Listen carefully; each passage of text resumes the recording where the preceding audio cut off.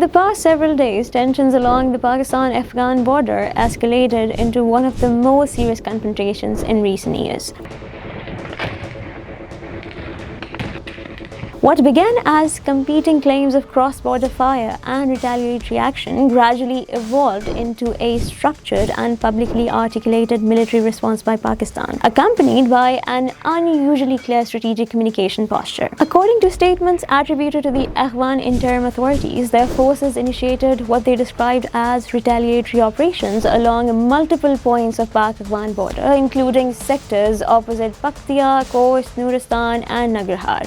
Claims circulated on official and semi-official channels alleging engagements with Pakistani positions. On the Pakistani side, security forces acknowledged cross-border fire and stated that the armed forces were responding proportionately to what they termed unprovoked aggression. Early reports also referenced heavy exchanges in Bajor, Mohmand, Khyber Khurram and Chitral sectors, particularly in border tehsils of Bezai and Mohmand, where local accounts described coordinated armed movements from across the frontier. What distinguishes this episode from the previous skirmishes is not merely the intensity of the exchange, but the clarity of Pakistan's military signaling. Islamabad did not confine itself to defensive language. Instead, security sources and later the Ministry of Information formally announced the launch of Operation Ghazab-ul-Haq. This marked a notable shift. Rather than limiting attributions to non-state actors such as the TTP officials, communication explicitly referenced targeting positions associated with the Afghan Taliban regime. In strategic terms, this represented a calibration of deterrence messaging.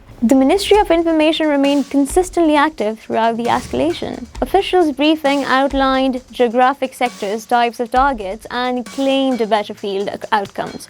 Statements described the destruction of multiple posts in Chitral and adjoining sectors, as well as the border strikes in Nangarhar, Kabul, Paktika, and Kandahar. The narrative emphasized that Pakistan was responding to state-linked positions rather than merely militant hideouts. This level of specificity, mentioning posts, ammunition, depots, and command facilities, signaled an intention to frame the operation as measured, target, and state-directed rather than reactive or ambiguous. Diplomatically parallel channels were activated. Reports indicated outreach involving Doha, the United Arab Emirates, and Saudi Arabia.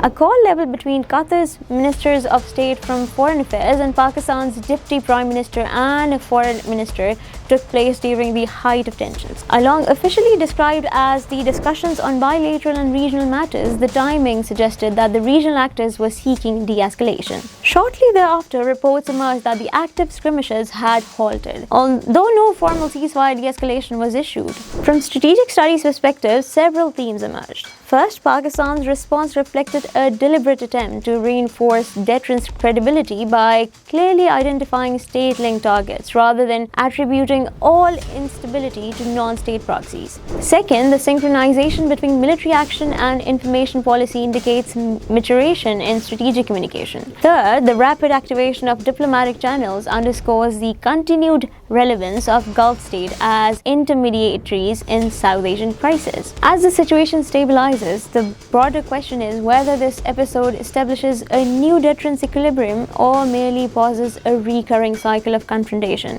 Much will depend on whether cross-border militants dynamics are addressed through political channels or conflict, or continue to spill over into kinetic exchanges. For now, the immediate crisis appears contained, but the underlying structural tensions along the frontier remain unresolved.